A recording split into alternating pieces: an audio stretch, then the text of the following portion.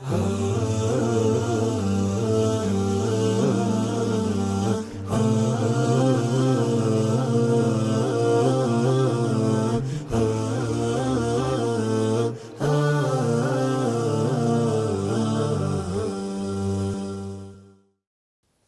الله الرحمن الرحيم. الحمد لله والصلاة والسلام على رسول الله وبعد।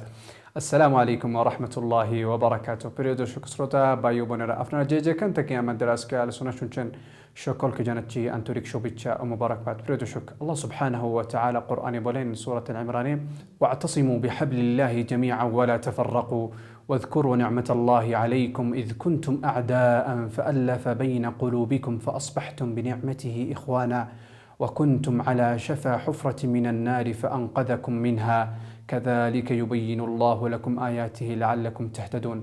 আল্লাহ সুবহানাহু ওয়া তাআলা আমাদেরকে এখানে ইরশাদ করেন, ওয়া'তাসিমু বিহাবলিল্লাহি জামিআন ওয়া লা তাফাররাকু। আমরা ফিরকত করব না, আমরা সবাই একসাথে থাকব। যে বিষয়টি নিয়ে আজকে আলোচনা করব, এই বিষয়টি হলো ইয়াদাতুল মারিদ, সুস্থ ব্যক্তি, যে কোনো ব্যক্তি ওনাকে জিয়ারত করা। সেটার জন্য জিয়ারত করার জন্য এটা অনেক বড় একটা সওয়াব। অসুস্থ ব্যক্তি জিয়ারত করার জন্য অনেকগুলি ফাওয়াইদ আছে। প্রথম যেটা ফায়দা হলো যে আল্লাহ সুবহানাহু ওয়া তাআলা আমাদেরকে একটা নিয়ামত দিয়েছেন, সহি সালামতে রাখছেন, এটা বড় একটা নিয়ামতটি জানার জন্য। সেটার জন্য যে সময় আমরা একজন ব্যক্তিকে জিয়ারত করার যাব, অসুস্থ ব্যক্তিকে দেখব, এই সময় আমরা আল্লাহ সুবহানাহু ওয়া তাআলা আমাদেরকে যে নিয়ামত দিয়েছেন এটা জানার জন্য এটা অনেক বড় একটা নিয়ামত। আর এই নিয়ামতটি জানলে আল্লাহ সুবহানাহু ওয়া তাআলার কাছে আমরা শুকর করিব। সেটার জন্য আমরা যে সময় একজন অসুস্থ ব্যক্তিকে দেখব, এই সময় আমরা আল্লাহ সুবহানাহু ওয়া তাআলার কাছে শুকর করব, আলহামদুলিল্লাহ বলবো। আল্লাহ সুবহানাহু ওয়া তাআলা আমাদেরকে সহি সালামতে রাখার জন্য, সেটার জন্য আল্লাহ সুবহানাহু ওয়া তাআলার কাছে আমরা আলহামদুলিল্লাহ বলবো। আর দ্বিতীয় যেটা ফায়দা হলো, এটা হলো আল্লাহ সুবহানাহু ওয়া তাআলা রহমত নাযিল করবেন যে ব্যক্তি অসুস্থ ব্যক্তিকে জিয়ারত করবেন।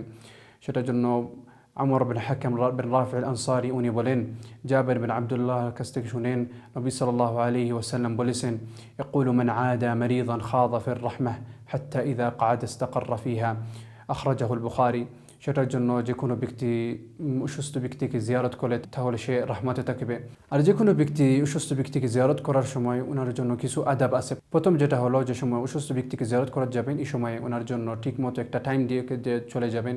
অনেকে আসেন হসপিটাল থেকে বাহির হওয়ার পরে, তারপরে ওনাদের জন্য কিছু টাইম লাগে, সেটার জন্য সরাসরি চলে যাবেন না, ওনাকে কিছু রেস্ট নেওয়ার জন্য টাইম দিবেন, তারপরে আপনি ওনাকে জিয়ারত করবেন। অথবা অসুস্থ ব্যক্তির ফ্যামিলি যদি আপনাকে নির্ধারণভাবে একটা টাইম দিয়ে, তাহলে এই টাইমে আপনি চলে যাবেন। সেটার জন্য আমরা যে কোনো ব্যক্তিকে যদি জিয়ারত যাই তাহলে আমরা ওনাকে বলে যাব, আর ওনার জন্য একটা টাইম নির্ধারণভাবে এক টাইমে চলে যাব। আর দ্বিতীয়টা হলো, যে সময় আমরা অসুস্থ ব্যক্তিকে আমরা জিয়ারত করি, ওই সময় আমরা ওনার হালতে আমরা জিজ্ঞাসা করব উনি কীরকম আছেন।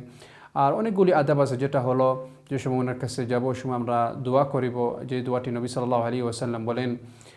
আনাস বিন মালিক রাদিয়াল্লাহু আনহু উনি বলেন, রাসূল সাল্লাল্লাহু আলাইহি ওয়াসাল্লাম যে সময় অসুস্থ ব্যক্তির কাছে ঢুকে উনি বলেন, আযহিবিল বা'স রাব্বিন নাস আশফি আনতা শাফি লা শাফি ইল্লা আন্ত আশফি শিফাআন লা ইউগাদিরু সাকামা।